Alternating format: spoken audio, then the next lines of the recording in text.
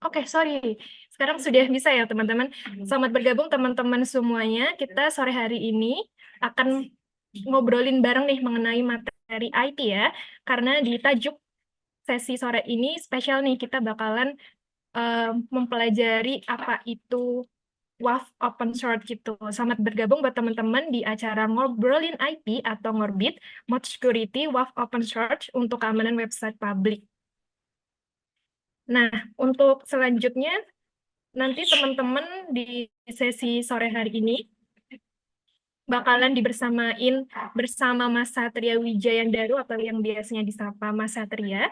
Mas Satria ini merupakan seorang sistem administrator dari TILAB ya, teman-teman. Jadi nanti ya akan membersamai teman-teman pada kesempatan sore hari ini akan ditemani oleh Mas Satria. Dan untuk sekilas webinar outline untuk sore hari ini diantaranya adalah ada presentasi mengenai materi, kemudian ada sesi quiz, dan juga ada sesi Q&A, dan terakhir ada informasi cara mendapatkan e-sertifikat. Kemarin sepertinya banyak nih yang nanyain ke admin ya, gimana sih untuk sesi di Ngorbit ini bakal dapat sertifikat gratis nggak sih Kak gitu. Dapat ya teman-teman, syaratnya teman-teman bisa join untuk sesi Ngorbit hari ini sampai selesai. Nah, nanti di akhir sesi bakalan kami informasikan caranya mendapatkan sertifikat gitu ya. Dan kami juga menyediakan sesi Q&A bagi teman-teman yang sudah menyiapkan pertanyaan dan ingin berinteraksi langsung dengan Mas Satria, nanti bisa open mic-nya ataupun bisa bertanya di kolom chat Zoom seperti itu ya. Nah, selanjutnya ada perkenalan singkat mengenai suhu buat teman-teman yang udah sering join di event suhu. Pasti sudah tahu ya suhu itu apa seperti itu. Tapi biar kita semakin kenal lagi nih dan buat teman-teman yang baru pertama kali join di event suhu, lebih mengenal suhu. Salam kenal semuanya, kami Suhu Professional Training and Consulting. Kami dari Yogyakarta ya teman-teman. Suhu merupakan lembaga training consulting IT dari Yogyakarta, yang mana Suhu ini merupakan perusahaan yang berfokus pada solusi peningkatan kompetensi sumber daya manusia dan juga solusi teknologi informasi bagi organisasi. Kami tentu saja selalu berinovasi dan berkolaborasi untuk menciptakan produk dan layanan senantiasa mampu untuk menjawab kebutuhan SDM dan juga organisasi seperti itu. Jadi, Suhu itu bergerak di bidang jasa pelatihan juga konsultan IT ya, buat yang pengen kenal Suhu. Dan buat yang pengen kepo suhu lebih lanjut, bisa langsung cari nih di suhu.co.id atau Instagram kami @katasuhukita. Dan selanjutnya perkenalan singkat juga dari TILAB. TILAB merupakan software host ya yang ada di Yogyakarta atau biasanya disebut dengan PT Teknologi Kode Indonesia, yang mana TILAB ini sebagai software host yang tentu saja selalu memberikan riset ya yang mendalam terkait produk-produk yang diberikan seperti itu dengan mengedepankan solusi inovatif dengan transparan values tentunya, kemudian selalu terus untuk meriset dan memberikan produk-produk yang terbaik seperti itu ya teman-teman untuk sekilas mengenai TILAB. Dan teman-teman juga kalau misalnya mau kepo tentang Kitty Lab bisa langsung kunjungi websitenya di tilab.co.id. Nah, untuk profil kantor suhu, kami ada di Jalan Paranom, Patang Puluhan, Giro Brajan, Yogyakarta. Dan kami juga ada branch kantor di daerah Cikoko, Pancoran, Jakarta Selatan ya, teman-teman. Kemudian kalau untuk Tilab sendiri, head office Tilab ada di Jalan Tanjung, Sorosutan, Umbul Harjo, yang mana Tilab memiliki Business and Collaboration Center di Jalan Pengadegan Utara Cikoko, Pancoran, dan People Development Center di Jalan Paranom, Patang Puluhan, Yogyakarta. Seperti itu. Kurang lebih itu saja informasi sekilas mengenai suhu dan TILAB. Nanti teman-teman jangan lupa join sampai akhir karena di sesi akhir nanti bakal ada informasi kuis yang mana TILAB dan suhu bagi-bagi merchandise menarik bagi pemenang kuis. Jadi karena spesial event hari ini bersama dengan TILAB, ada 5 pemenang yang nanti akan kami pilih dan akan berkesempatan mendapatkan merchandise menarik dari suku. Nanti untuk informasi link kuisnya akan kami informasikan di akhir sesi di kolom chat ya, teman-teman semua. Gitu. Baik, sepertinya karena Mas Satria sudah ada di sini, kita panggil dulu kali ya Mas Satria. Halo Mas Satria.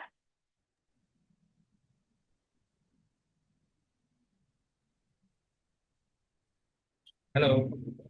Halo Mas Satria. Oke, selamat siang. Selamat siang menuju sore nih Mas. Selamat Oh sore ya, kali benar. ya. Mas Satria gimana kabarnya hari ini? Luar biasa ya, Mas. Ya, baik. Terima kasih. Oke, udah siap nih buat memberikan pemaparan materi ke Sobat Suhu semuanya ya, Mas? Ya, insya Allah sudah siap, Bang. Insya Allah. Oke, karena Mas Satria sudah ada di room dan sebenarnya sudah ready nih buat memberikan pemaparan materi yang spesial buat teman-teman hari ini, langsung saja waktunya saya serahkan ke Mas Satria. Silakan Mas Satria. Baik, terima kasih Mbak Rus dan halo. Sama-sama. Selamat siang teman-teman semua. Aku izin share screen ya.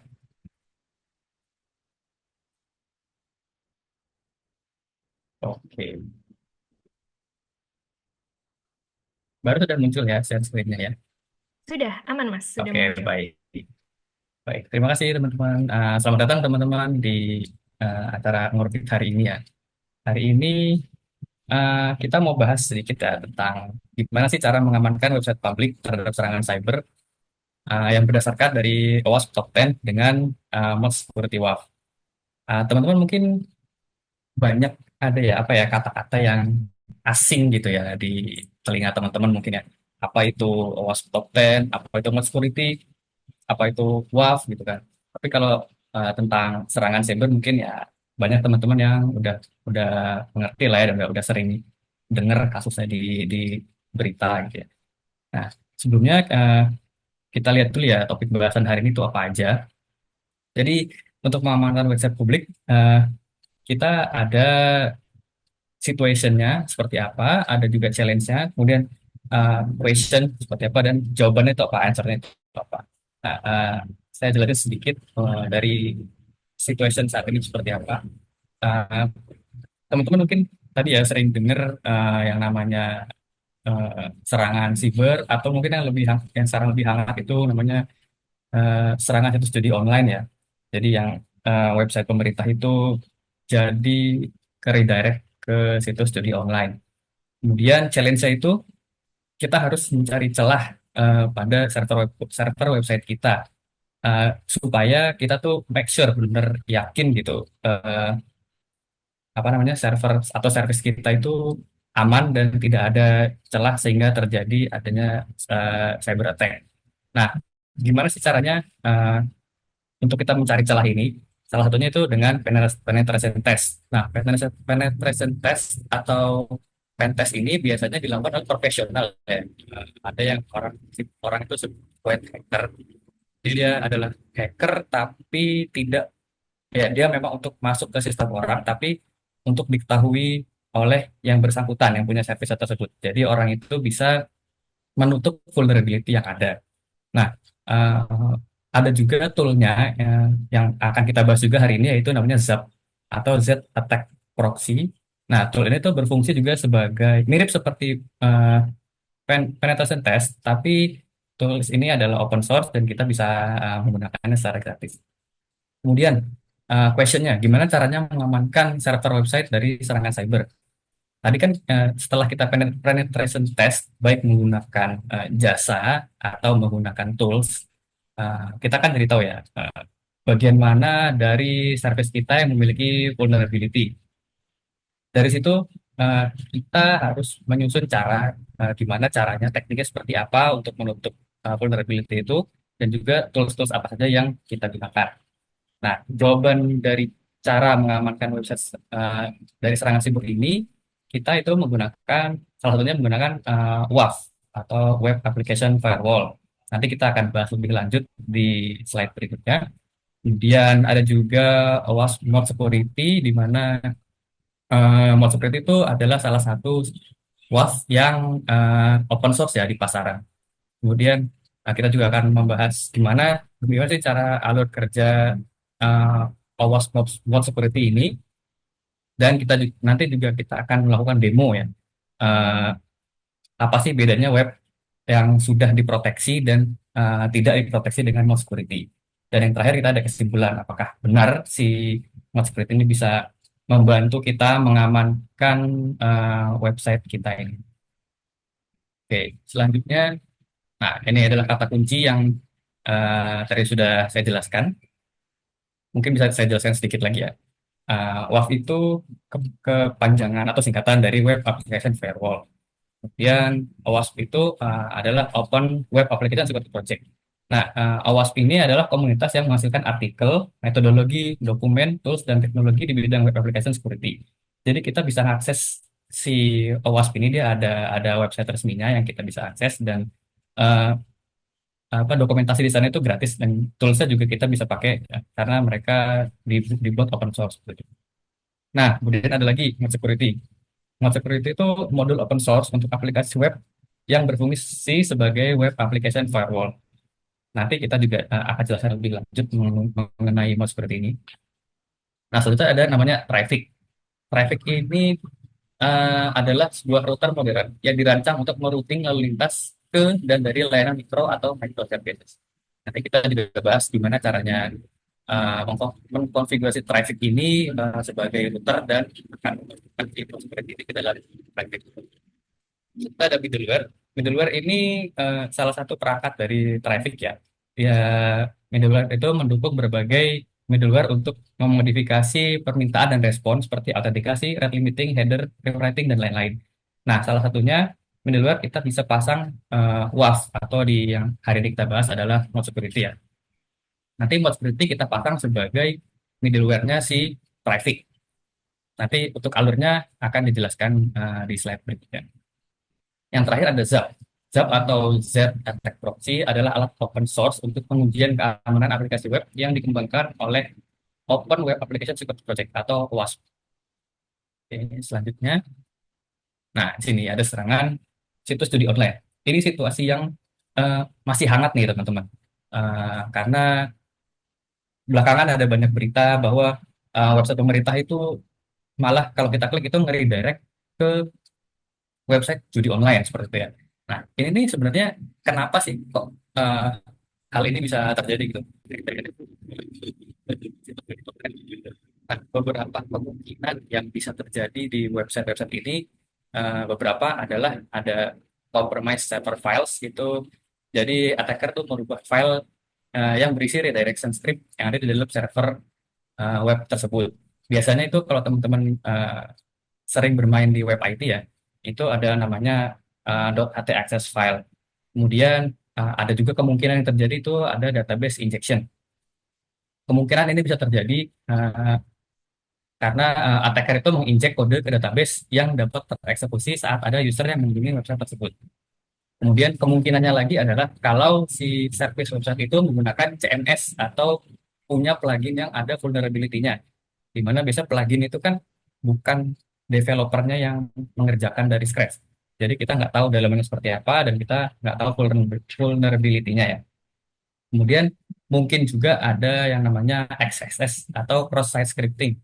Nah, XSS atau cross-site scripting itu terjadi saat hacker menginjek script yang bisa meredirect user ke website lain. Nah, karena situasinya ini, eh, ada juga dari OWASP itu dia membuat namanya OWASP Top 10. Apa sih OWASP Top 10 itu? OWASP Top 10 itu adalah daftar yang disusun oleh eh, OWASP atau Open Web Application Security Project yang mengidentifikasikan 10 risiko keamanan aplikasi web paling kritis. Daftar ini diperbarui secara berkala untuk mencerminkan ancaman yang paling signifikan dan tren terbaru dalam keamanan aplikasi. OWASP Top 10 ini seperti ini ya listnya. Nah, yang terbaru itu ada OWASP Top 10 update tahun 2021. Sebelumnya OWASP itu ngerilis terakhir tahun 2017 ya. Kalau saya boleh jelaskan secara singkat ya, apa aja sih dari A1 sampai A10 ini untuk list urutan ini dari OWASP itu tidak memberikan urutan dari yang terparah atau berbahaya ya. Jadi ini tidak sesuai urutan seperti itu. Jadi yang pertama itu yang A01 ada namanya broken access control. Ini terjadi ketika pembatasan akses pengguna tidak ditetapkan dengan benar. Kemungkinan pengguna yang tidak berhak untuk mengakses data atau fungsi seharusnya harus dibatasi. Yang A02 itu ada namanya cryptographic failure. Ini berhubungan dengan masalah kriptografi seperti penggunaan algoritma kriptografi yang lemah atau kesalahan dalam penerapan enkripsi yang dapat menyebabkan data sensitif bisa terungkap.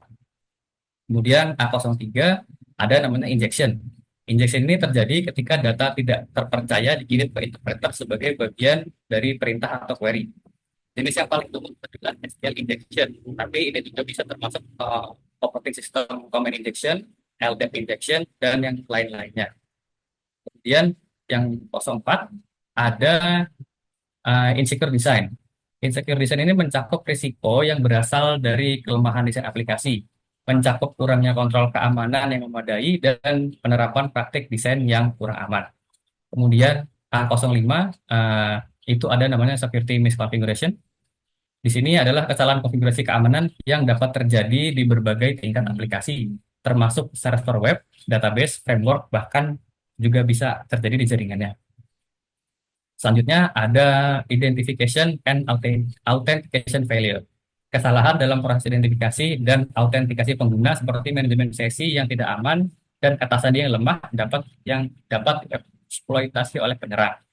Selanjutnya ada software and data integrity failure, itu adalah risiko yang berkaitan dengan integritas perangkat lunak data seperti serangan supply chain atau modifikasi data tanpa otorisasi. Yang 9 ini dia didapat dari survei Asteris yang dia bilang from the survey. Ada seperti logging and monitoring failure, yaitu kegagalan dalam logging dan monitoring keamanan yang berarti tanpa terdeteksi. Kemudian yang terakhir ada server side request forgery atau SSRF. Ini terjadi ketika aplikasi web mengambil resource dari remote tanpa adanya validasi input yang memadai. Jadi memang untuk mengirim perintah atau permintaan yang dibuat dari server aplikasi. Oke, selanjutnya kita bahas ZAP. Nah, ini ZAP itu adalah penetrating tool. ZAP itu kepanjangan dari Z Attack Proxy. Jadi ZAP itu dikembangkan oleh OWASP ya. Jadi ZAP adalah alat keamanan aplikasi web open source yang digunakan untuk menemukan vulnerability atau kerentanan dalam aplikasi web. ZAP ini dirancang untuk digunakan baik oleh pengembang yang ingin menguji aplikasi mereka selama pengembangan maupun oleh pentester yang akan melakukan keamanan mendalam. Jika kita tahu apakah website kita sudah aman atau masih ada hal yang perlu dibenahi baik dari sisi. Jadi kita bisa tahu ada vulnerability di mana dari website yang kita bangun. Berikutnya adalah ada contoh hasil serangan dari ZAP ini sendiri. Di sini ada listnya ya, dari paling atas itu flagnya ada merah, jadi dia berarti berbahaya atau critical, itu ada SQL injection, dan makin ke bawah dia sebenarnya bukan makin aman, tapi tidak lebih berbahaya dari yang atas. Kemudian gimana sih caranya kita untuk membenahi, menutup vulnerability yang sudah kita ketahui dari hasil pen testing tadi. Nah, kita dalam hal ini kita menggunakan firewall namanya WAF atau Web Application Firewall. Nah, mungkin teman-teman dengar ya kenapa namanya kan firewall ya. Apa bedanya sih sama network firewall biasa? Nah, kenapa kita nggak pakai network firewall biasa gitu? Kenapa malah pakai WAF gitu untuk mengamankan website ini? Nah, karena si network firewall itu yang biasa itu berjalan di OSI layer 3 dan 4. Sedangkan si WAF ini berjalan di layer 7. Jadi dia lebih berjalan di application-nya dan bukan di network-nya. Kemudian si firewall jaringan itu lebih berfokus pada perlindungan infrastruktur secara keseluruhan. Sedangkan WAF itu hanya lebih berfokus ke perlindungan aplikasi web. Balik lagi tadi, karena WAF itu ada di layer 7. Selanjutnya, firewall jaringan menangani ancaman umum pada jaringan, sedangkan WAF menangani ancaman yang spesifik terhadap aplikasi web. Jadi WAF itu kalau bisa disimpulkan ya, itu adalah sebuah perangkat keamanan yang dirancang untuk melindungi aplikasi web dengan menyaring dan memantau lalu lintas HTTP yang masuk dan keluar. WAF ini bekerja di aplikasi layer 7 dan dapat mendeteksi dan serta mencegah serangan yang umum terjadi pada aplikasi web seperti SQL injection, process scripting atau XSS, remote file inclusion, dan lain-lain. Dengan mengidentifikasi dan memblokir pola serangan ini, WAF mampu melindungi aplikasi web dari eksploitasi dan kerentanan yang dapat dimanfaatkan oleh attacker. Nah, WAF ini ada dua jenis ya teman-teman. Ada yang software atau ada yang hardware. Nah, untuk mereknya sendiri ya, brandnya itu untuk software WAF itu ada yang akan kita bahas hari ini yaitu Mod Security, ada juga punyanya Cloudflare, ada Security WAF, Akamai Kona Site Defender, dan AWS WAF. Ada juga merek-merek lain, mungkin punyanya Google Cloud Armor juga ada. Kemudian di sisi hardware-nya itu ada mereknya FortiGate, mereka punya WAF namanya FortiWeb. Ada juga Barracuda WAF, Intrix ADC, Imperva Secure Sphere, dan yang lain-lain. Nah, WAF yang hari ini kita bahas adalah yang open source, yaitu Mod Security CRS. Apa sih Mod Security dan sebenarnya apa core toolset itu ya? Jadi Mod Security itu sebenarnya adalah engine-nya ya. Engine si WAF itu namanya Mod Security. Jadi dulunya Mod Security itu di-maintain oleh perusahaan namanya Trustwave. Tapi di Januari tahun ini kalau saya tidak salah itu di-maintain oleh OWASP. Jadi sudah jadi satu di OWASP semua. Dan si OWASP juga menyediakan core rule set-nya. Makanya dia namanya Mod Security Core Rule Set. Jadi apa sih yang CRS itu? CRS itu adalah kumpulan aturan yang dirancang untuk bekerja dengan Mod Security. CRS memberikan perlindungan default terhadap berbagai serangan aplikasi web umum dan mengurangi kebutuhan untuk menulis aturan khusus dari awal. Jadi teman-teman network engineer, sysadmin atau DevOps, apabila menggunakan Mod Security CRS ini, sebenarnya dia sudah plug and play. Nanti untuk lebih jelasnya kita akan bahas di slide selanjutnya. Karena di OWASP itu ada yang namanya anomaly scoring dan paranoia level. Jadi kalau teman-teman menggunakan OWASP Mod Security CRS ini, teman-teman hanya perlu tweak ya kalau dari sisi simpelnya ya. Itu ada namanya anomaly scoring dan paranoia level. Jadi anomaly scoring dan paranoia level ini adalah konsep penting dalam Mod Security dan OWASP Mod Security CRS yang membantu mengatur dan mengelola cara aturan deteksi serangan yang ditetapkan. Keduanya berhubungan dengan bagaimana si Mod Security ini mengevaluasi permintaan dan respons untuk mengidentifikasi potensi serangan. Ini pertama kita coba bahas di anomaly scoring dulu ya. Ini adalah diagram gimana sih si anomaly scoring itu bekerja. Jadi anomaly scoring ini adalah pendekatan mod security untuk menilai tingkat keparahan atau abnormalitas dari permintaan atau request berdasarkan aturan yang ditetapkan. Berbeda dari metode yang hanya memblokir permintaan jika aturan dilanggar, anomaly scoring itu akan memberikan nilai atau skor untuk setiap aturan yang dilanggar. Jadi begitu ada request masuk, kita bisa lihat dari eh, sebelah kiri ya. Ini dia akan masuk ke TTP request-nya. Jadi apabila anomaly score-nya 0, dia tidak akan masuk ke perhitungan. Ya. Saya begitu masuk ke rule 3, dan rule 3 itu ada match rule yang tidak boleh dilanggar. Gitu ya. Dia akan menambahkan anomaly score-nya. Jadi kalau di gambar ini anomaly score-nya berubah jadi 2. Jadi anomaly score-nya ada 2, tapi si skor threshold-nya tadi ya yang namanya paranoia level itu uh, threshold-nya 5, jadi sebenarnya dia masih di bawah threshold-nya. Jadi masih bisa dilakukan, tidak dilakukan blocking. Jadi trafficnya akan dilewatkan begitu saja. Beda dengan yang bawah, itu saat rule 1 itu dia match dan mode apa namanya, skornya itu 5, kemudian di rule 2 skornya jadi 7, di rule 3 juga tidak match, jadi masih 7, dan akhirnya inbound anomalinya lebih dari 5 ya, karena 7. Jadi si trafficnya itu akan diblokir atau di-deny. Nah, ada setting satu lagi yang namanya itu paranoia level. Nah, paranoia level itu seberapa kita bisa mengatur seberapa agresif si pengaturan si mod security itu. Semakin tinggi levelnya dia akan semakin aman, tapi lebih banyak false positifnya. Sementara kalau makin rendah eh, paranoia levelnya, dia akan semakin sedikit false positifnya, tapi sedikit lebih tidak aman. Jadi kita tetap harus nge-tweak seperti apa. Nah, paranoia level 1 ini biasanya eh, untuk website yang bukannya tidak penting ya, tapi eh, untuk tingkat keamanan yang tidak terlalu harus luar biasa ketat seperti itu ya. Beda dengan yang level 4 itu tingkat yang paling ketat itu sering digunakan di lingkungan yang memerlukan perlindungan maksimum. Uh, Seperti tadi, false positif mungkin sangat tinggi, tapi perlindungan terhadap potensi ancaman juga sangat ketat. Nah, teman-teman kalau misalnya pakai Paranoia level 4 ini, teman-teman harus melakukan custom rule ya. Rule mana yang diizinkan melewati firewall ini. Karena kalau tidak, mungkin teman-teman mau eh, buat firewallnya, tapi jadinya websitenya tidak bisa diakses gitu kan, jadi sia-sia gitu ya firewallnya.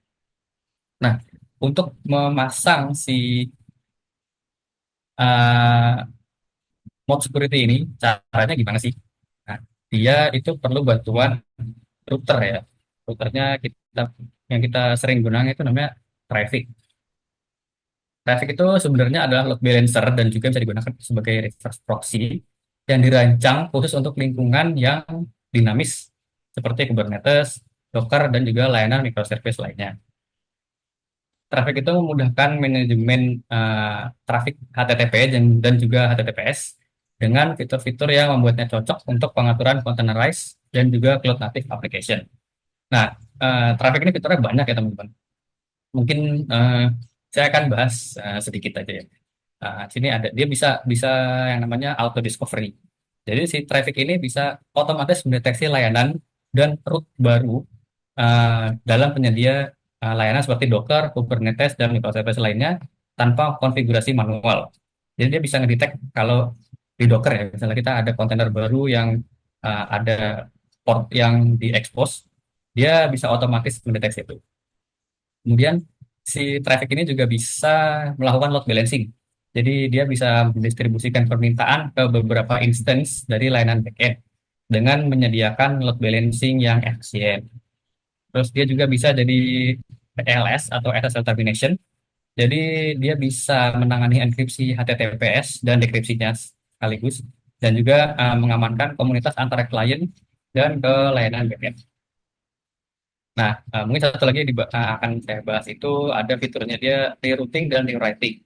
Jadi traffic itu bisa merouting berdasarkan hostname, path, dan juga metode entry point-nya dia. Dan juga dia bisa merewrite, yaitu yang akan kita gunakan hari ini, yaitu istilahnya middleware. Jadi middleware ini memungkinkan memodifikasi permintaan dan respons, seperti penulisan ulang URL, pengalihan, dan pengaturan header. Alur traffic itu seperti ini ya teman-teman. Jadi dari request, ini request dari klien, dia masuk ke entry point-nya si traffic. Nah, entry point ini bisa kita dapatkan seperti itu ya. Dia mau eh, apa namanya? Sorry. Dia bisa masuk sebagai apa? Apakah HTTP biasa atau HTTPS? Dia juga bisa meroute TCP IP ya. Kemudian setelah itu dia masuk ke router, ke sistem routingnya traffic. Dia si routernya juga bisa berfungsi mungkin sebagai reverse proxy. Jadi dia itu akan melakukan routing dari URL mana nanti ke service yang mana. Tapi sebelum router itu sampai ke service, kita bisa melewatkan dia ke middleware. Middleware ini bisa lebih dari satu ya teman-teman. Tapi middleware itu jalannya secara sequence. Jadi yang kita setting paling atas dulu dia akan dieksekusi terlebih dahulu. Nah, middleware ini nanti yang akan kita masukkan plugin Mode Security CRS. Di middleware ini juga teman-teman bisa menambahkan header atau menghapus header atau mungkin teman-teman yang pernah pakai course itu bisa ditambahkan di sini. Nah, setelah dari middleware ini, kalau kasusnya kita menggunakan WAF ya, apabila si WAF-nya itu oke dan tidak memblokir, dia bisa meneruskan si trafficnya ini ke router lagi dan kemudian diarahkan ke service. Jadi seperti itu juga sebaliknya. Jadi middleware nanti si WAF-nya akan kita bahas di middleware. Mungkin untuk lebih jelasnya kita bisa lihat sedikit ya. Konfigurasinya itu seperti apa sih si konfigurasi si trafficnya itu. Saya ganti screen dulu.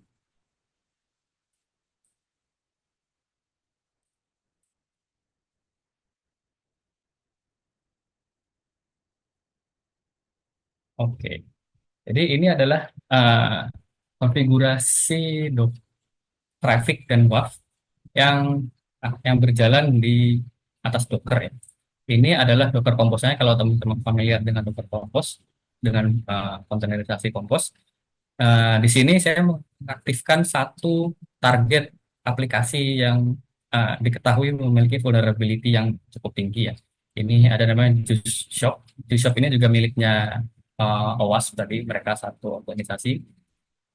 Ini dia berjalan sebenarnya di port 3000, tapi kebetulan di lokal laptop saya port 3000-nya ini sudah dipakai, jadi saya pindah ke 8100. Nah, kemudian ada juga traffic tools traffic ini yang tadi kita bahas ya, barusan kita bahas. Nah, dia itu perlu eh, kalau teman-teman mau setting dinamik ya, kita bisa kasih namanya dynamic.yaml dan juga traffic.yaml. Nanti teman-teman tinggal mounting volumenya ke dalam slash etc slash traffic. Nanti si trafficnya, sorry, file trafficnya ini kita juga perlu identifikasikan di file dynamic.yaml. Nanti kita bahas juga ke sana. Nah, kemudian ada juga WAF. Nah, WAF ini yang kita gunakan adalah More Security CRS. Sekarang itu sudah ada versi 4-nya ya, cuma saya itu belum terlalu familiar dengan yang seri keempat. Jadi kita hari ini bahas yang seri 3.3.5. Nah, di WAF ini dia ada namanya environment. Nah, di environment ini yang kita lakukan setting paranoia levelnya itu berapa, kemudian ada anomali inbound-nya itu berapa. Outbound juga sebenarnya dia sama, hanya ada ke arah yang sebaliknya ya. Nah, kemudian ada backend juga. Ini dia akan dari WAF-nya akan masuk dulu ke web ke backend-nya, baru nanti diteruskan ke service-nya. Nah, ini ada volume. Kenapa ini volume saya komen, jadi tidak saya gunakan.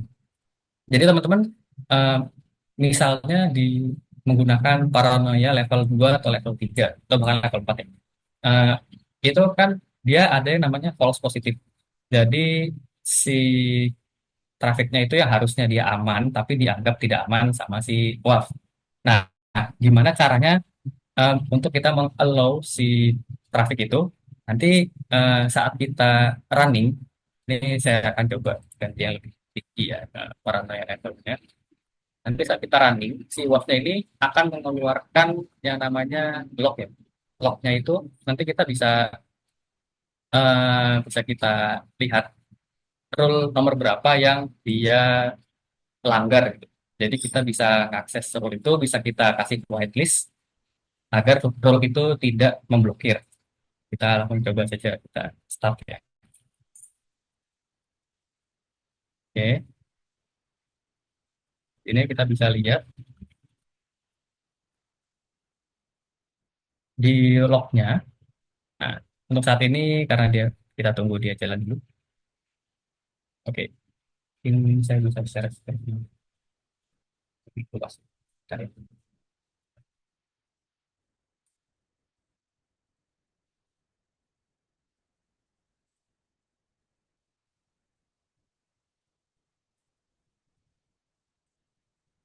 Oke, kita coba akses si OWASP Juice Shop ini dengan tanpa melewati WAF terlebih dahulu ya. Atau sorry, kita bisa langsung melewati WAF aja. Oke, sorry. Oke, oke sudah up. Oke, kita bisa melewati dia dengan port 8100. Jadi kita akses.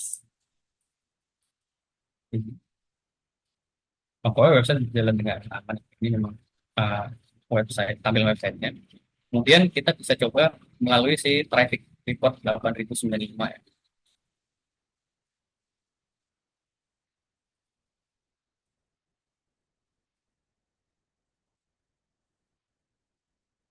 Nah, dia akan muncul banyak uh, lognya ya. Ini dia tidak belum tentu itu log yang di diblokir sama dia karena buktinya websitenya masih tetap berjalan. Karena biasanya ada fitur-fitur website yang tidak bisa dijalankan karena terblokir itu. Nah, mungkin teman-teman bacanya kan bingung ya ini. Karena ini modelnya JSON. Nah, eh, teman-teman bisa pakai tools online untuk bukan ngetik ya, untuk ngerapihin ini ya. Mungkin kalau teman-teman web dev biasa tak pakai JSON Beautify. Cuma kalau ini kan kita harus bisa kita copy paste aja ini. Kalau saya biasa pakai tools sendiri ya, ya saya running dulu. Kalau sudah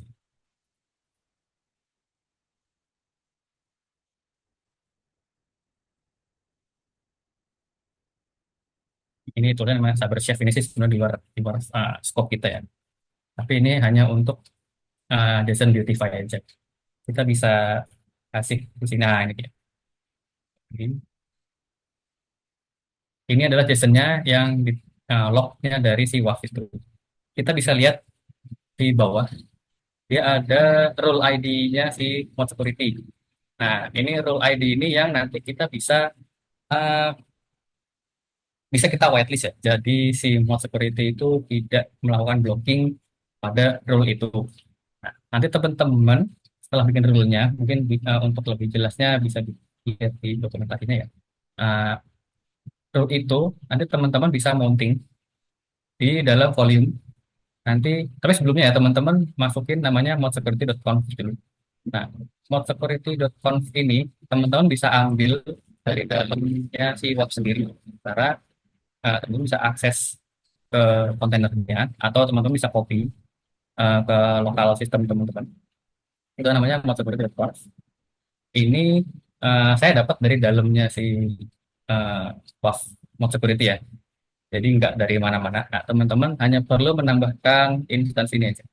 Include eh, konfigurasi mana yang mau teman-teman allow.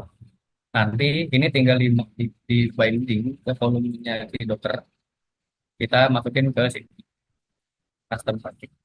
Nah, ini eh, untuk hari ini saya nggak bisa demokan karena ini untuk apa namanya eh, apa whitelist di eh, allow GraphQL.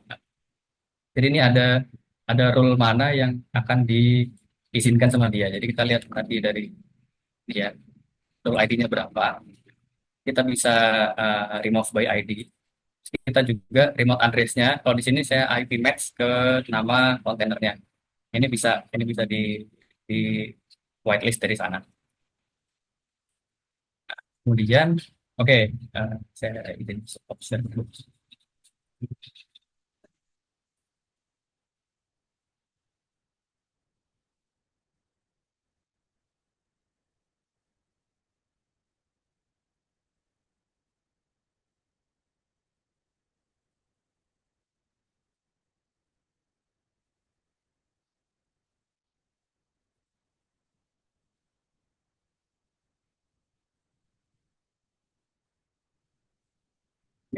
Ya, sedikit demo ya. Running bisa, oke mungkin teman-teman bisa lihat dulu ya tampilan seperti apa. Sorry, saya harus di screen.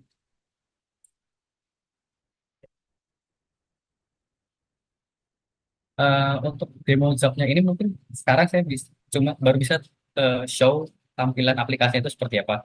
Tapi nanti untuk runningnya itu akan saya show dari rekaman video. Kenapa? Karena kebetulan Zap ini cukup resource intensif ya. Jadi khawatir laptop saya nge-crash saat running testingnya.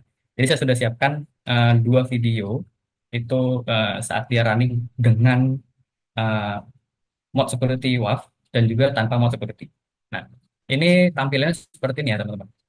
Jadi di uh, interface-nya ini sebetulnya cukup simpel kalau teman-teman hanya ingin menggunakannya untuk testing website teman sendiri ya. Nah, teman-teman kalau mau nge-pen testing sebuah website itu pastiin teman-teman punya izin dari yang punya website. Jangan tiba-tiba teman-teman mau ngehack websitenya Google misalnya atau mau ngehack nge-pen test website pemerintah. Nah, itu setahu saya itu ilegal ya teman. Jadi antara teman-teman mau nyobanya pakai uh, bikin service sendiri di lokal atau teman-teman memang punya izin dari yang punya website, misalnya dari katakan dari Suhu ya. Misalnya website Suhu bisa teman-teman mau ngetes gitu ya, harus bilang dulu ke yang punyanya gitu kan. Nah, saya mau pentest ini, kalau udah diizinkan baru teman-teman bisa melakukan pentest. Nah, untuk melakukan pentestnya itu bisa klik yang automated scan, kemudian tinggal dimasukin URL yang mau teman-teman ketik. Karena di sini kasusnya localhost dan portnya adalah 800. Eh, eh, Setelah melakukan ini, teman-teman pilih yang Ajax Spider-nya ini. Kalau saya pakainya yang Chrome Headless, Ajax ini untuk eh, biar si Spider-nya ini bisa nge-crawling website yang ada JavaScript-nya. Kalau saya biasa. Nah, setelah itu teman-teman tinggal klik ketik. Untuk saat ini saya nggak bisa show klik ketiknya ya, karena khawatir resource-nya nanti tidak cukup. Jadi saya akan show aja video yang tempat saya report sebelumnya, itu mengetek service yang tadi sudah kita bahas.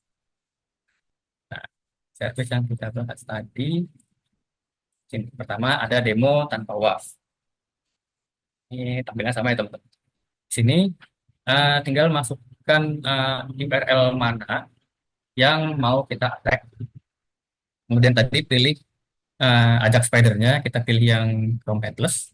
Kemudian setelah itu tinggal diklik attack.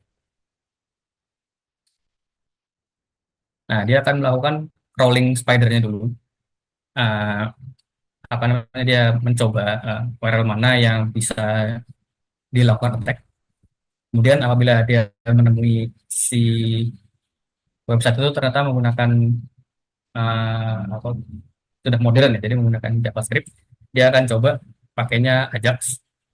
Dan eh, proses proses crawling dan pen testing ini tergantung resource teman-teman ya.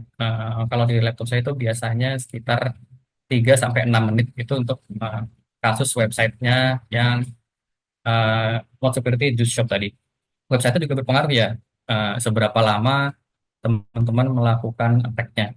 Jadi kalau memang si website itu bisa uh, di-attack dari banyak arah gitu ya, mungkin dari saat dia crawling dia menemukan banyak banyak URL yang bisa dicoba, dia akan memakan waktu yang lebih lama. Nah, saat ini si Zapnya sedang mencoba koneksi ke WebSocketnya dia. Kita bisa sedikit, sorry, kita bisa percepat. Mungkin ya biar tidak terlalu lama ya.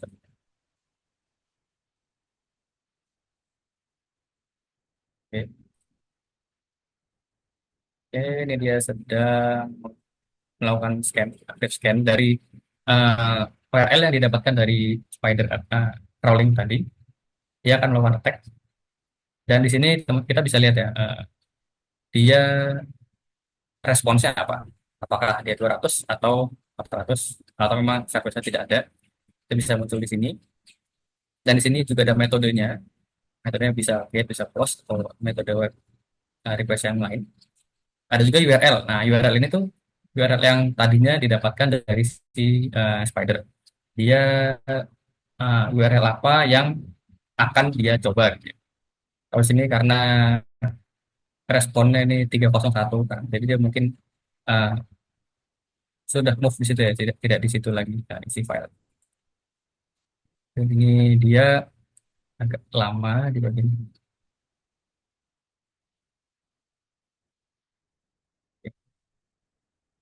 Oke, oke, lanjut. Oke, di akhir saya langsung skip ke akhir aja.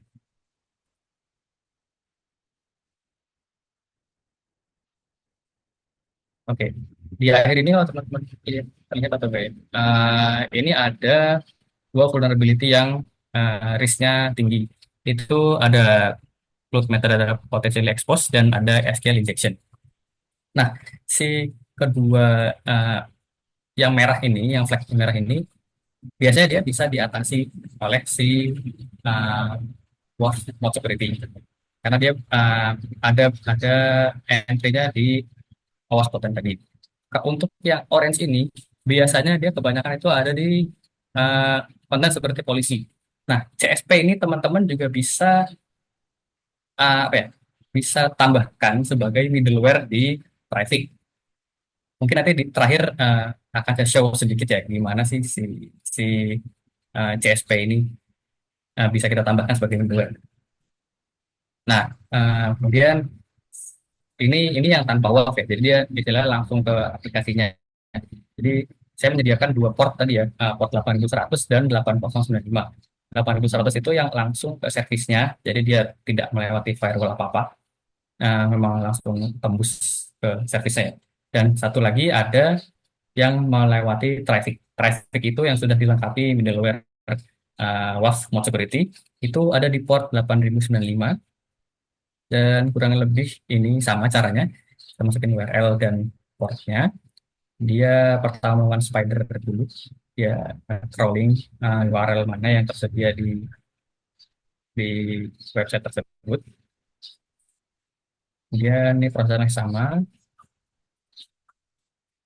Ini di sini saya menampilkan progresnya dia. Jadi apa saja yang sedang uh, dilakukan attack oleh si Zap ini sendiri. Biasa dia agak di proses scripts proses scripting ini biasanya agak lama atau timeout biasanya. Oke, ini dia sudah berjalan dan sudah selesai di sini. Oke, dan di sini muncul alertnya itu hanya di CSP Wildcard Directive aja. Yang dua flag merah tadi sudah tidak muncul ya, teman-teman. Ini adalah oke, saya coba show sedikit lagi ya. Yang bagian konfigurasi traffic-nya.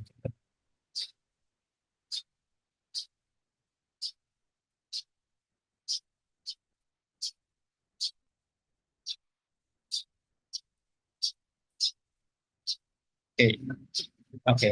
Tadi mungkin saya agak kelupaan bahas sedikit ya. Di sini ada yang namanya break. Oke. Traffic itu ada dynamic konfigurasi. Jadi teman-teman kalau yang pernah pakai traffic, eh, dia itu kalau nggak menggunakan konfigurasi seperti ini, dia itu perlu label ya. Jadi setiap service kita harus masukin label agar dia bisa melalui traffic. Nah, dengan dinamik eh, ini dia tidak perlu menggunakan label. Jadi si dinamik ini isinya kita bisa membuat si namanya tadi router, ada juga service tadi service kita ada di mana. Kemudian ada juga namanya middleware. Nah, di sini middleware yang kita bahas kan WAF ya. WAF ini kalau di traffic itu um, namanya plugin. Pluginnya itu kita bisa masukkan dia install, kita masukkan konfigurasinya di dalam file private.yaml. Ini teman-teman bisa lihat di dokumentasinya, ini tinggal di copy paste aja experimental pluginnya. Nanti kita bisa kasih nama modulnya apa, terus ada sorry, ini yang example. Ini yang mau seperti plugin. Nah, ini kita bisa lihat URL ke pluginnya si mau seperti itu. Nanti dia akan di-load sama traffic. Kemudian kita bisa masukkan dia di plugin di bawah sini. Nah, untuk tadi bahasan yang mengenai CSP atau seperti headers atau force, itu kita bisa tambahkan juga di bawah sini ya. Ini kemudian saya komen karena untuk demo ini kita tidak gunakan.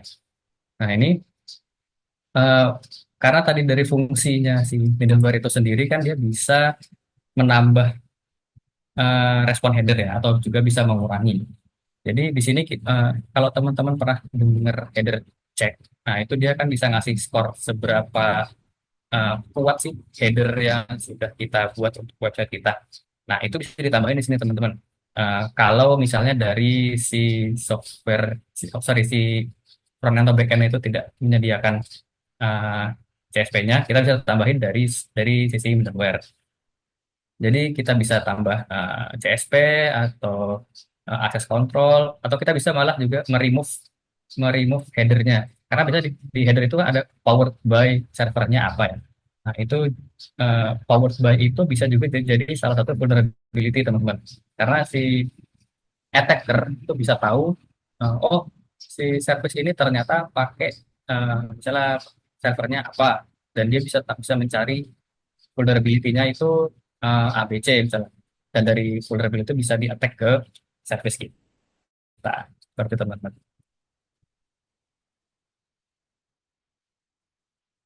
Oke.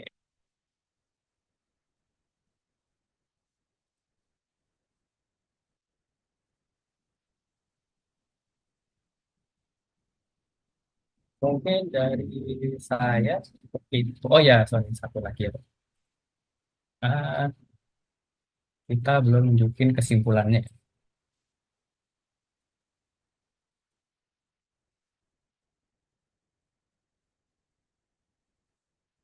Kesimpulannya sebenarnya simple ya. Dengan WAF dengan Mode Security CRS ini mampu melindungi website publik dari serangan siber yang didefinisikan pada OWASP Protect. Sesuai seperti yang sudah kita coba bareng-bareng tadi, sudah ada demonya juga uh, tentang bagaimana, apa bedanya uh, yang bisa dilihat dari si attack dari zat tadi. Uh, dan dari situ kita bisa melakukan perlindungan ya. Kita bisa ambil security measure apa aja yang perlu kita benahi, baik di back end, di front end, maupun dari sisi infrastruktur. Baik, mungkin dari saya cukup itu. Saya kembalikan ke Mbak Swati. Oke, terima kasih banyak Mas Satria atas pemaparannya luar biasa ini ya Mas ya. Sepertinya teman-teman juga antusias nih Mas Satria di kolom chat tadi banyak yang saling tanya, terus ada yang jawab seperti itu. Nanti monggo silakan dari Mas Satria bisa cek komen-komennya juga ya Mas ya, karena kita sudah memasuki sesi Q&A ya teman-teman semuanya. Silakan bagi yang ingin bertanya, langsung drop pertanyaannya di kolom chat biar nanti dibacain oleh Mas Satria dan langsung dijawab oleh Mas Satria gitu ya. Dan jangan lupa nanti setelah sesi tanya jawab, silakan teman-teman mengisi link feedback yang sebentar lagi akan admin share nih di kolom chat, dan nanti ada quiz juga yang akan berhadiah 5 merchandise menarik dari Suhu dan Pilab. Seperti itu. Dan untuk informasi pemenang quiz nanti akan kami umumkan di Instagram @katasuhu kita. Oke, langsung saja kita masuk ke sesi tanya jawab ya. Mas Satria sudah ready nih Oke, untuk jawab pertanyaan-pertanyaan. oke, aku baru mulai catch up sama chatnya ini, Mbak, karena tadi Oke, sangat fokus ya. Aku iya baca. siap. Boleh Mas, langsung dibaca dan dijawab Mas Satria berarti ya? Oke, Siap. saya baca dulu ya. Oke.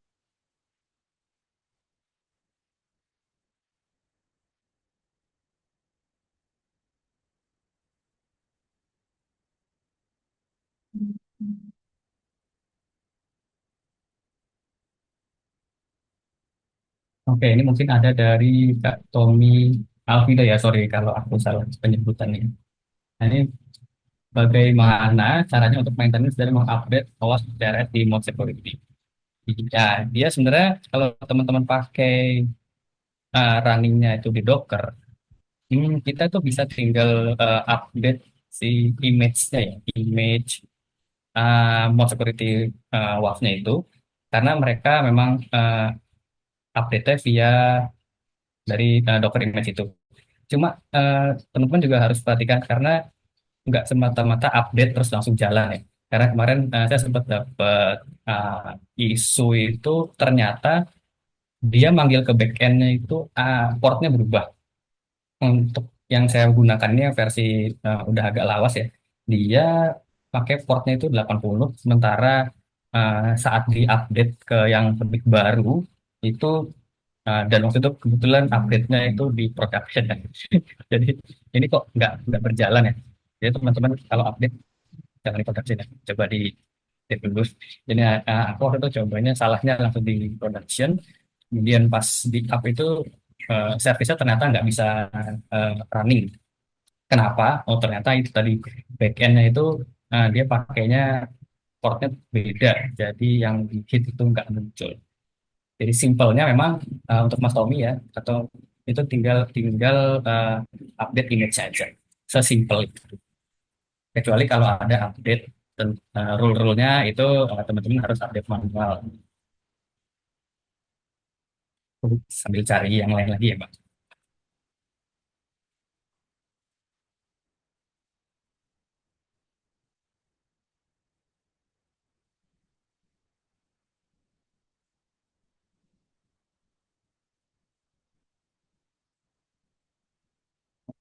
Oke, mungkin ada satu lagi dari Kak Saif- Saiful Anwar.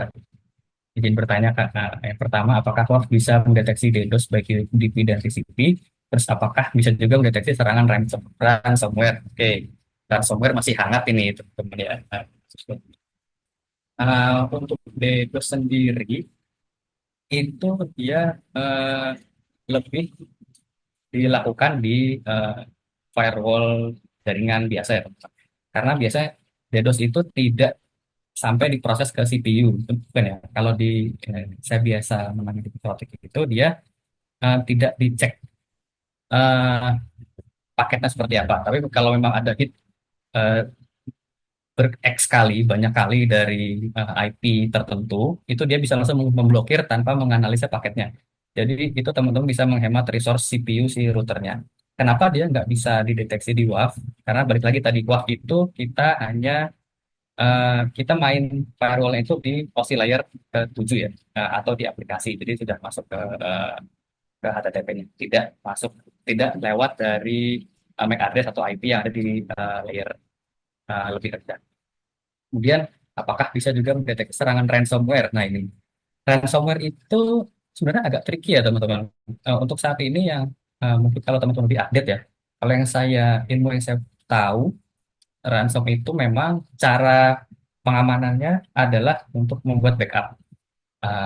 Jadi sampai ilmu terakhir yang saya tahu ini belum ada tool yang untuk mengamankan dari ransomware. Karena mungkin dia masuknya tidak seperti Trojan, tapi memang langsung dia mengenkripsi dari sistemnya. Seperti mungkin sudah terjawab ya, Kak Saiful Anwar. Ada boleh berapa pertanyaan ini, Mbak Aris? Untuk pertanyaannya kita batasin waktu sih Mas, karena kan kita juga ada Oke, keterbatasan waktu, jadi maksimal oke, kita siap. buka sesi tanya jawab sampai pukul 14.50 ya, Mas Satria.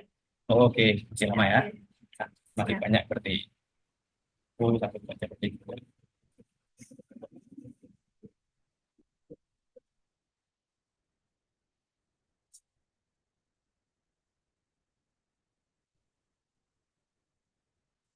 Oke, dari Kak Sofianto ya. Izin bertanya, bagaimana cara membaca hasil scan dari ZAP dan apa yang bisa dilakukan untuk mengatasi kerentanan yang ditemukan dari ZAP. Oke, ZAP itu dari tampilan UI-nya ya, dia kan kita bisa lihat eh, alert apa aja yang muncul di sana. Tapi mungkin jadi teman-teman bisa lihat di situ apa aja sih poin-poin apa yang menjadi vulnerability. Tapi teman-teman juga bisa mengekspor hasil attack tersebut menjadi halaman web, jadi HTML, dan itu juga bisa di-share ke stakeholder yang memang uh, punya kewenangan untuk melihat hal itu. Jadi nggak hanya dari softwarenya, tapi juga dari ada report yang bisa kita ekspor.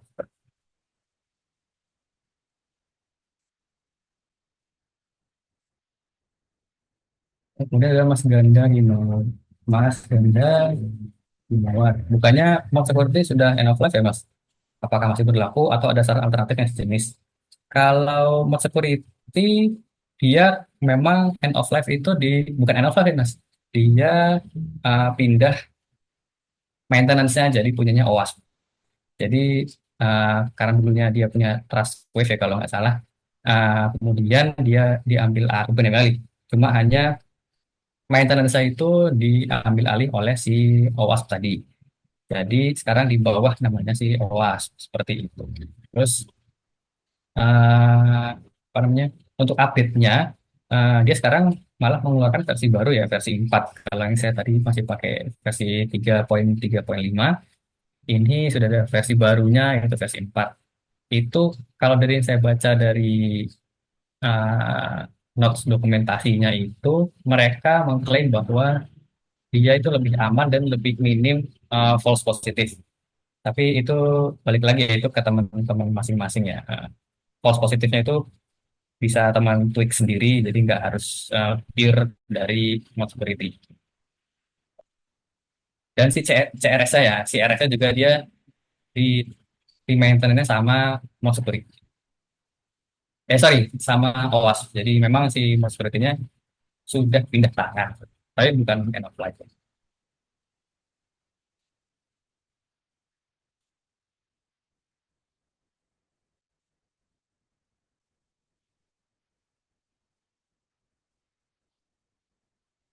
Dari Kais Insanul Akbar, perusahaan yang memiliki data sensitif mungkin lebih memilih WAF on-premise untuk kontrol yang lebih besar. Sementara perusahaan yang mengutamakan scalabilitas mungkin memilih WAF berbasis cloud untuk perlindungan yang lebih mudah diatur.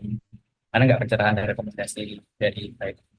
Oke, kalau menurut saya itu balik lagi ke yang mau teman-teman eh, yang akan teman-teman gunakan ya. Berarti kan kalau perusahaan yang datanya sensitif, mungkin mereka tidak mau eh, menaruh servisnya mereka di cloud karena oke itu komputer milik orang lain, kita nggak punya full akses dengan hardware-nya seperti itu ya. Eh, jadi bukan tidak mungkin, tapi biasanya perusahaan yang memilih on-premise itu memang mereka punya concern akan eh, security datanya. Eh, Bagaimanapun walaupun katanya kita aman, kita tidak menjual data, kita tetap nggak tahu yang ada di belakang bisnis proses perusahaan itu kan, Mas. Jadi kalau kalau untuk saya, misalnya memang perusahaan itu punya eh,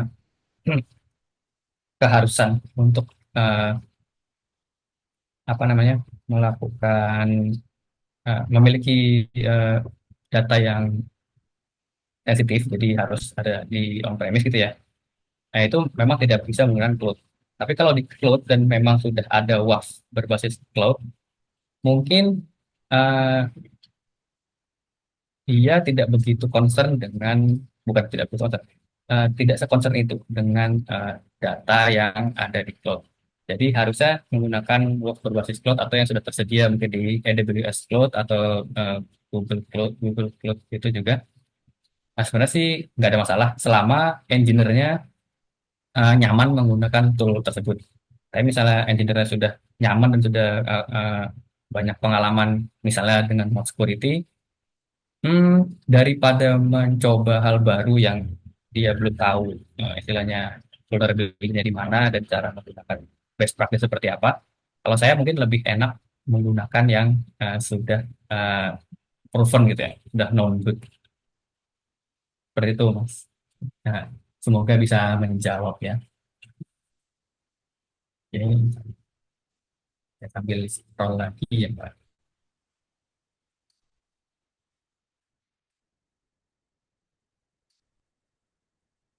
Dari Kak Yustika Ramdhani, izin bertanya.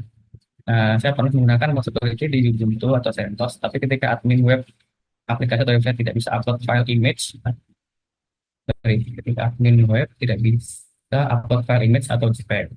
Walaupun bisa upload filenya jadi rusak. Solusinya bagaimana mengatasi hal tersebut? Untuk mengatasi ini mungkin Kak Yustika bisa ngecek ya, ngecek di blognya Mouse Security itu ada nggak rule yang dilanggar saat nge-upload file? Karena eh, bisa jadi ada dari rule yang dilanggar itu, jadi antara transaksinya nggak sempurna gitu ya, jadi gambarnya jadi rusak. Waktu itu ada sempat juga saya menangani kasus itu saat input URL ya, Eh, misalnya youtube.com/suku.tv seperti itu ya. Itu dia nanti ke hit kena namanya SQL injection. Walaupun kita hanya masukkan apa namanya kita cuma masukkan URL ke web tersebut dan kita tahu kita yang masukin gitu. Nah, eh, cara mengatasinya, baik tadi kita lihat di lognya seperti apa. rule mana yang dilanggar, kita bikin whitelist, dan sebaiknya kita kasih ke URL mana yang diizinkan. Jadi tidak keseluruhan web, tapi hanya satu halaman itu. Misalnya kalau di sini kasusnya admin webnya ya, berarti mungkin bisa ada slash admin misalnya, hanya slash admin aja yang diizinkan untuk upload URL atau upload image atau yang di whitelist di ID tersebut. Seperti itu ya guys, juga mudah-mudahan bisa jawab. Mungkin kalau nanti ada eh, update misalnya sudah bisa atau masih kendala, mungkin bisa diskusi ya Mbak. Terus ya bisa kita diskusi di Telegram ya. Betul. Nanti karena kita ada keterbatasan waktu juga ya, teman-teman semuanya, silakan nanti kalau misalnya masih merasa belum puas, bisa ditanyakan di grup Suhu Community karena Mas Satria juga ada di grup. Jadi nanti silakan kalau misalnya masih ingin diskusi lagi ya, Mas Satria begitu. Ya, boleh boleh nanti bisa kita lanjut diskusi di grup ya. Oke. Sambil nge-scroll lagi ya Mbak Rus ya. Ada banyak ini kayaknya cukup antusias dari Kak Dimas Bahtiar. Saya mau tanya apakah Zabbix bisa firewall web security? Oh, kalau setahu saya Zabbix itu untuk monitoring ya. Dia eh, monitoring tapi stack-nya sudah eh, sudah sudah include semua ya dari mulai dari database sampai ke agennya. Jadi sebenarnya harusnya sih paling Zabbix-nya yang dilewatkan ke mode security. Jadi websitenya itu kita lewatin WAF, jadi nggak semua orang bisa mengakses ke server si Zabbix itu. Itu ya Mas, Mas Dimas mungkin.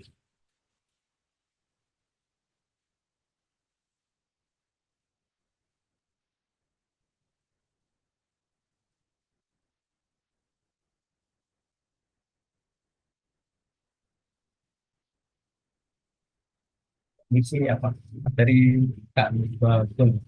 Misi apakah WAF bisa diaplikasikan pada sistem lama mengingat masih banyak server yang menggunakan sistem yang enak? Jawabannya sebenarnya bisa ya teman-teman. Jadi dari WAF-nya itu karena kita tadi pakai traffic ya, karena traffic itu dia bisa melakukan routing uh, di apa namanya servisnya, kita bisa ngarahin service itu ke IP web IP server web yang sudah end of life selama dia memang web service ya. Kalau di luar web service dia WAF memang bukan bidangnya gitu. Jadi misalnya teman-teman running di server yang udah tua gitu, sudah tidak update, tapi masih digunakan untuk serving web gitu ya, kita bisa ngehit dari traffic itu ke IP-nya dan ke portnya. Jadi nanti yang teman-teman expose adalah IP dan portnya si traffic yang sudah terintegrasi dengan middleware mod security. Seperti itu. Mas.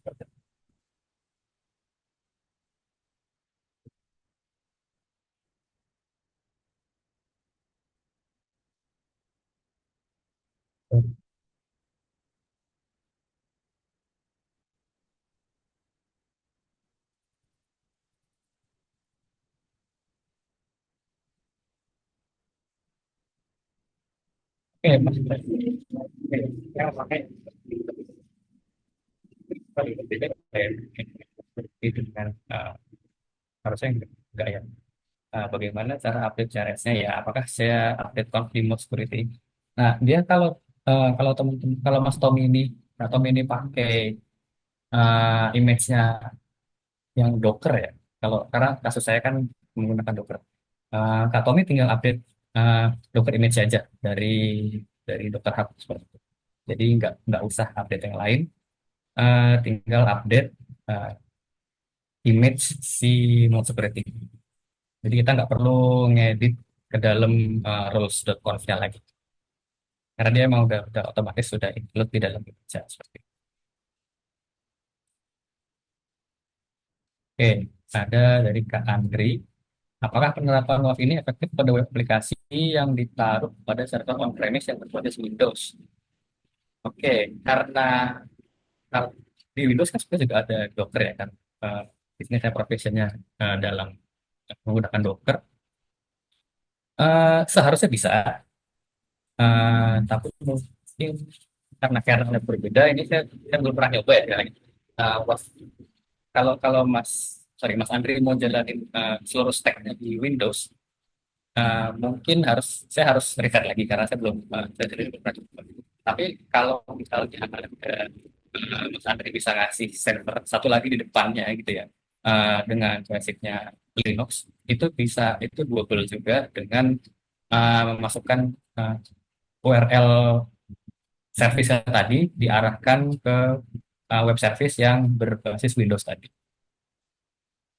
Jadi sebenarnya kalau kalau si WAF-nya sendiri, WAF security sendiri, yang pernah saya coba itu runningnya di Linux, tapi dia karena dia pakai traffic-nya dan traffic itu bisa ngerouting ke service, kita bisa routing ke server web manapun seperti itu, Mas.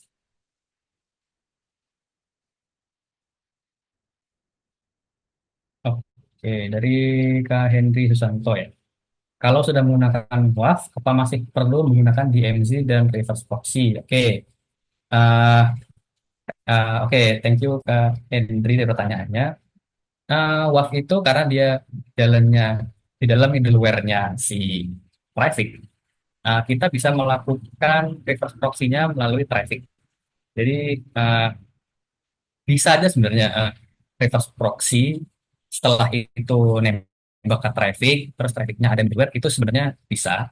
Cuma kalau misalnya teman-teman memang stack-nya tidak memerlukan apa namanya uh, reverse proxy lagi di atasnya, itu teman-teman bisa langsung pakai traffic sebagai reverse proxy. Jadi nggak perlu nambah service ekstra lagi yang jadi lebih hemat resource seperti itu.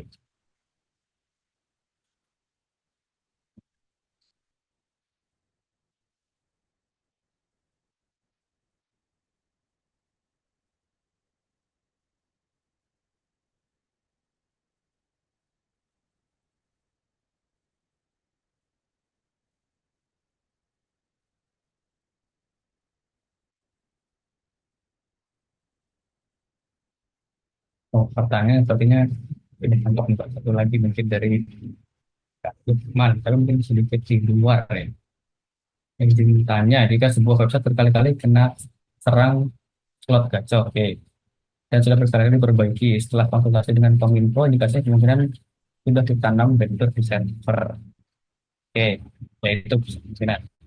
Apa ada metode tertentu eh, atau hanya hapus file yang tidak dikenal server? Oke, mungkin kalau udah terlanjur agak eh, ribet ya Pak Lukman ya. Mungkin di ke depannya setelah ini mungkin ya.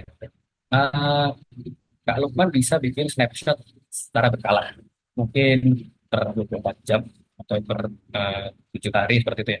Jadi begitu ada isu terkena slot gacor ini, Kak Lukman bisa buka lagi si snapshotnya. Jadi kita revert lah misalnya. Kita balikin lagi ke state yang sebelum ada uh, kena kena serangan ini. Tapi kalau waktu itu sempat juga di salah satu klien kita itu masuk memang ke redirect ke sana.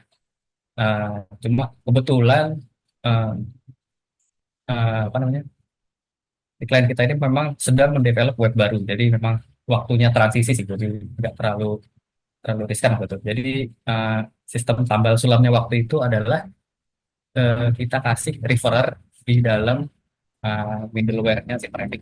Jadi kalau punya dari Google, karena eh, waktu itu kasusnya adalah kalau dari search engine terus kita klik, dia langsung redirect. Tapi kalau kita langsung masukin URL, itu dia nggak redirect.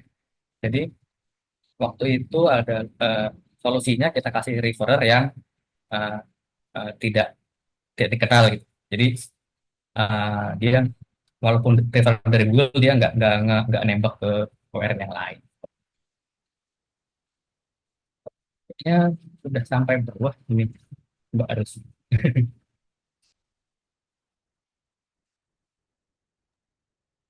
Oke, gimana Mas Satria? Apa masih ada yang ingin dijawab dari pertanyaan teman-teman? Oke, ini kalau aku scroll sih sudah mentok nih Mbak. Tinggal mungkin teman-teman mau ikutan kuis webinar boleh.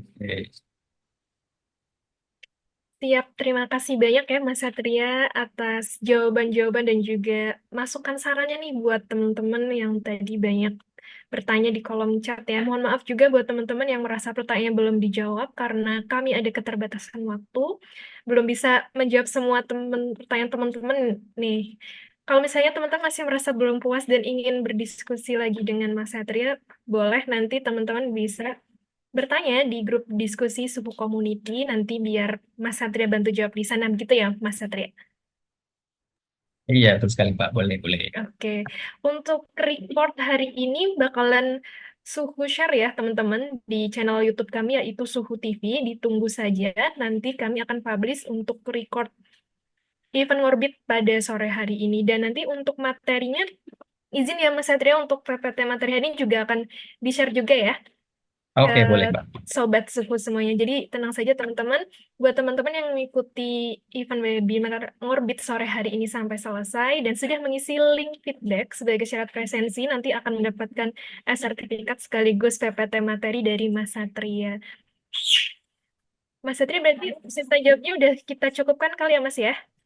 Oke, boleh Pak. Oke, thank you Mas Satria. Sambil menunggu teman-teman yang lainnya mengisi link feedback, izin ya, dari saya akan share mengenai informasi lanjutan dari informasi yang sebelumnya saya sampaikan mengenai perkenalan suhu ya, teman-teman. Sekaligus akan ada informasi next event nih, teman-teman. Dan jangan lupa, buat teman-teman yang kepengen mendapatkan merchandise menarik dari suhu, ikuti kuis ya, teman-teman yang sudah admin share nih di kolom chat gitu. Nanti segera langsung diisi aja untuk 5 sobat suhu dengan pertanyaan poin tertinggi dan tercepat. Nanti akan tim kami hubungi dan berkesempatan untuk mendapatkan merchandise menarik dari suhu dan juga Tilab.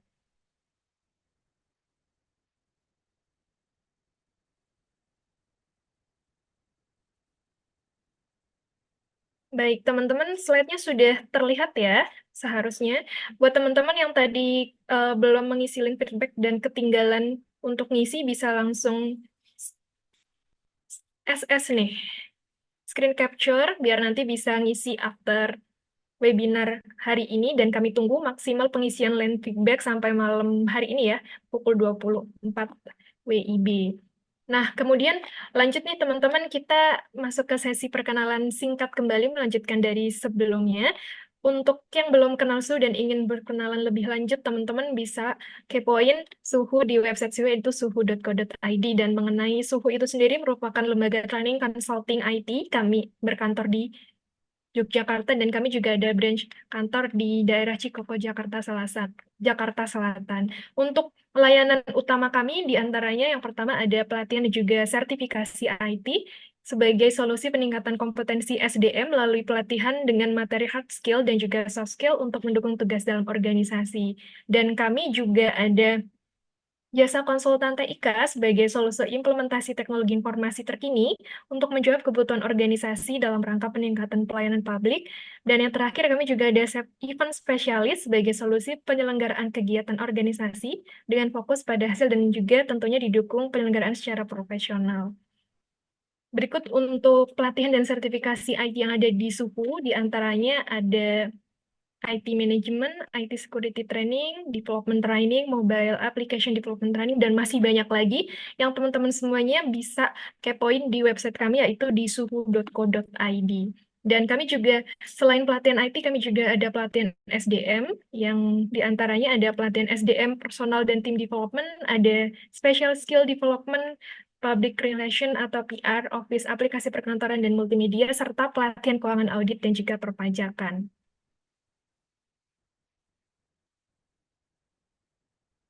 Oke, selanjutnya mengenai TILAB nih teman-teman. Buat yang penasaran sama TILAB, sebenarnya TILAB itu gimana dan seperti apa, dan kebetulan pembicara hari ini kita dibersamai oleh Mas Satria dari TILAB.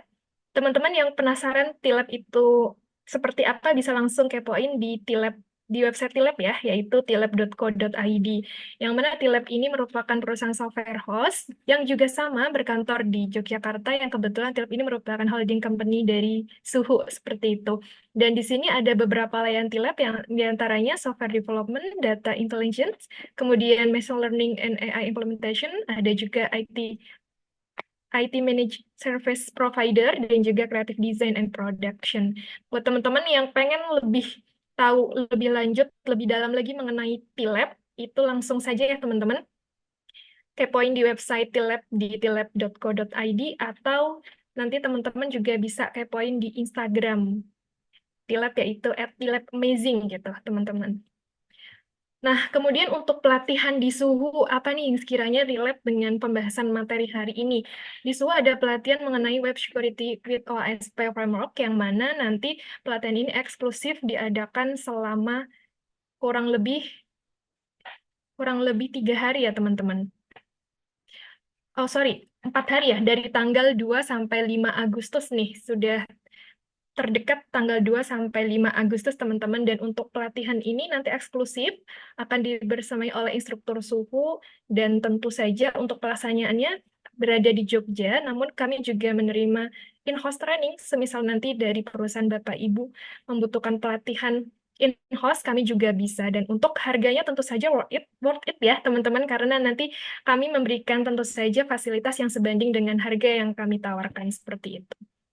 Nah, kemudian untuk next event-nya apa sih gitu?